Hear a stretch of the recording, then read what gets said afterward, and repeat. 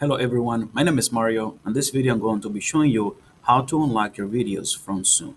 So first you want to make sure that your videos for Zoom are already being sent to your students with that link.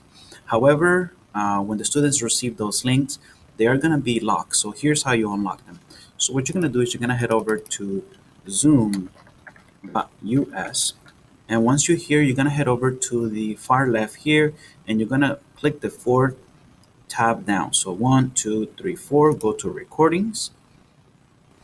So I'm gonna head over right here. So this is my recent videos that got recorded. So I'm gonna unlock them for my students. So if I click like this one here, for example, period two, and you're gonna click the share button, you notice how here it states password protection, and there is a password there, right? So if the kids ask you to show a password or to give them a password, you can give them that. You can also change it. Like if you want to set it up to your own, like for me, for example, I can set it up as Mario or Mr. Vasquez 2 or something like that, or 5, anything you want to set it up. You can do that. You can change the password so that the password is consistent. For me, I just unlocked the Zoom video so that they can just watch it. Okay, and I just click done. And I'm gonna do the same thing for the other ones. I think I already see this one. I need to do it as well. This one here, do it. And I'll do this one as well.